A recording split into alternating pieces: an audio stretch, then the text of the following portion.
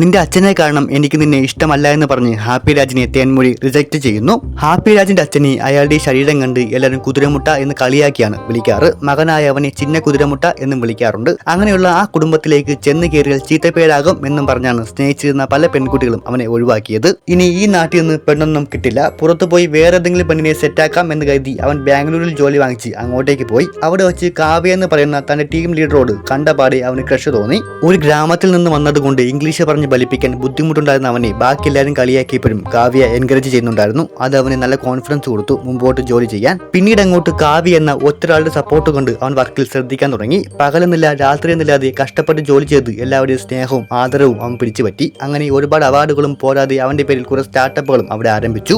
എന്തിന് അവന്റെ ആ ഓഞ്ഞ ലുക്കും പിന്നെ കഴിക്കുന്ന ഫുഡും വരെ മാറി. എക്സ്പെൻസീവ് അല്ലാത്തൊന്നും അവൻ യൂസ് ചെയ്യാറേ ഇല്ല. അങ്ങനെ ഇരിക്കെ കാവ്യയുടെ ബർത്ത്ഡേ അന്ന് അവളുടെ അച്ഛനും അമ്മയ്ക്കും ഹാപ്പിയെ ഇൻട്രൊഡ്യൂസ് ചെയ്ത് കൊടുത്തു. ചുരുങ്ങിയ സമയം കൊണ്ട് ഇത്രയും വലിയ പ്രോഫിറ്റ് കമ്പനിക്ക് ഉണ്ടാക്കി കൊടുത്തത് കൊണ്ട് കാവ്യയുടെ അച്ഛനായ രാജീവന് അവനെ തന്റെ മോളെ കൊണ്ട് കെട്ടിക്കണം എന്നൊരു ആഗ്രഹം വന്നു. പക്ഷേ അതിനു മുമ്പേ കാവ്യയ്ക്ക് അവനോട് ഇഷ്ടം തോന്നിയിരുന്നു. അവൾ പ്രപ്പോസ് ചെയ്ത സമയത്ത് ഇവർക്ക് തന്റെ അച്ഛനെ ഇഷ്ടപ്പെടുമോ എന്ന പേടിയിലായിരുന്നു അവൻ. അതുകൊണ്ട് ആദ്യമേ അച്ഛന്റെ അമ്മയുടെ ഫോട്ടോ അവൾക്ക് അയച്ചു കൊടുത്തിട്ട് ഇവരെ ഇഷ്ടപ്പെട്ടാൽ മാത്രം നീ എന്നെ പ്രേമിച്ചാൽ മതിയെന്ന് ഹാപ്പി പറഞ്ഞു. പക്ഷേ അച്ഛന്റെ അമ്മയുടെയും ലുക്സ് വെച്ച് കാവ്യയും അവളുടെ പേരൻസും അവനെ കളിയാക്കിയില്ല. ഫാമിലി ഫോട്ടോ കണ്ടപ്പോൾ ഹാപ്പിയുടെ ഫാമിലി വളരെ സിമ്പിൾ ആയിട്ടാണ് അവർക്ക് തോന്നിയത്. അങ്ങനെ ഒരു ചടങ്ങിൽ വെച്ച് തന്റെ മരുമകനാകാൻ പോകുന്ന ഹാപ്പി രാജീവ് എല്ലാവർക്കും ഇൻട്രൊഡ്യൂസ് ചെയ്ത് കൊടുക്കുന്ന സമയത്ത് വളരെ ഗ്രാൻഡ് ആയിട്ട് നടന്നുകൊണ്ടിരുന്ന പാർട്ടിയിൽ അവന്റെ അച്ഛനും ആളുകളും കൂടി ചക്കയും മാങ്ങയ്ക്കായിട്ട് ഒരു ലോക്കൽ സെറ്റപ്പിൽ വന്നിറങ്ങി. ഇത് കണ്ട് ഹാപ്പി പെട്ടെന്ന് ഇറങ്ങി വന്ന് ബ്ലോക്ക് ചെയ്യാൻ നോക്കിയെങ്കിലും അവരുടെ ലോക്കലായിട്ടുള്ള സംസാരം കേട്ട് രാജീവിന്റെ കൊളീഗ്സ് ഒക്കെ ചിരിക്കാൻ തുടങ്ങിയപ്പോൾ നാണക്കേട് കൊണ്ട് അയാൾക്ക് തലതായത്തേണ്ടി വന്നു. തന്റെ അച്ഛനെ എല്ലാവരുടെയും മുമ്പിൽ വെച്ച് കളിയാക്കിയത് കൊണ്ട് ഹാപ്പിയുടെ ഈഗോ മൊത്തം പുറത്തേക്ക് ചാടി. അങ്ങനെ കാവ്യമായിട്ട് വഴക്കായി. എന്നാലും ആ പിണക്കം അധികം നാൾ നീണ്ടു നിന്നില്ല.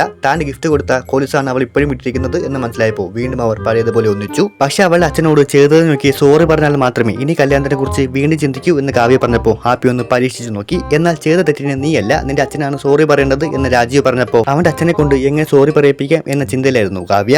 അതിനുവേണ്ടി അവള് മുൻകൈ എടുത്ത് അച്ഛനമ്മയും കൂട്ടി ഹാപ്പിയുടെ ജന്മനാട്ടിലേക്ക് പോയി. ഒരുപാട് മറക്കാനാവാത്ത ഓർമ്മകൾ അവിടെ വെച്ച് കാവ്യയ്ക്കും അവളുടെ കുടുംബത്തിനും കിട്ടിയെങ്കിലും ഈഗോ കാരണം ഹാപ്പിയുടെ അച്ഛൻ അയാളോട് ആദ്യം സോറി പറഞ്ഞില്ലായിരുന്നു. പിന്നെ മോന്റെ ഇഷ്ടത്തിന് ഇപ്പോൾ തന്റെ സോറി കൊണ്ട് വലിയ വിലയുണ്ട് എന്ന് മനസ്സിലാക്കി അയാൾ പോവാനിറങ്ങിയ സമയത്ത് രാജീവിനോട് ചെന്ന് മാപ്പ് പറയുകയുണ്ടായി. അങ്ങനെ കല്യാണവും കഴിപ്പിച്ച് അവരെ എബ്രോഡ് കൊണ്ടുപോകുന്ന സമയത്ത് ഫ്ലൈറ്റിൽ വെച്ച് ഒരു ട്രെയിൻ ടിക്കറ്റിൽ തന്നെ ഹാപ്പി ഇങ്ങനെ നോക്കിയിരിക്കുന്നുണ്ടായിരുന്നു. ആ ടിക്കറ്റ് പണ്ട് ഒരു യാത്ര മുടങ്ങിയതിന്റെ ഓർമ്മയ്ക്ക് അച്ഛൻ അവനോട് സൂക്ഷിക്കാൻ പറഞ്ഞതായിരുന്നു. തന്റെ മകനെ ഇനി കാണാൻ പറ്റുമോ എന്ന് ആലോചിച്ചിരിക്കുന്ന സമയത്താണ് പെട്ടെന്ന് അവൻ പ്രത്യക്ഷപ്പെടുന്നത്. കൂടെ കരഞ്ഞുകൊണ്ട് അഹങ്കാരിയായിരുന്ന രാജീവും ഉണ്ടായിരുന്നു. എന്താ കാര്യമെന്ന് ചോദിച്ചപ്പോൾ ഒന്നും മിണ്ടാതെ കൈകൾ കൂപ്പി നേരെ ഹാപ്പിയുടെ അച്ഛന്റെ കാലുകളിലേക്ക് വീണ് മാപ്പപേക്ഷിക്കുകയായിരുന്നു. രാജീവ് ആ ടിക്കറ്റ് എടുത്ത് കാണിച്ചപ്പോഴാണ് എല്ലാം ഓർമ്മ വന്നത്. പണ്ട് പണമൊന്നുമില്ലാതെ കള്ളവണ്ടി കയറി ഡൽഹിയിലേക്ക് ഒരു ഇന്റർവ്യൂവിന് പൊയ്ക്കൊണ്ടിരുന്ന രാജീവിനെയും ഭാര്യയും ട്രെയിനിലെ ടി പിടിച്ച് ഇറക്കിവിടാൻ പോയപ്പോൾ അന്ന് അവരെ മനസ്സറിഞ്ഞ് സഹായിച്ചത് ഹാപ്പിയുടെ അച്ഛനായിരുന്നു. വർഷങ്ങൾ ഇത്രയും കഴിഞ്ഞതുകൊണ്ട് രണ്ടുപേർക്ക് മുഖം വ്യക്തമായി ഓർമ്മ വന്നില്ല.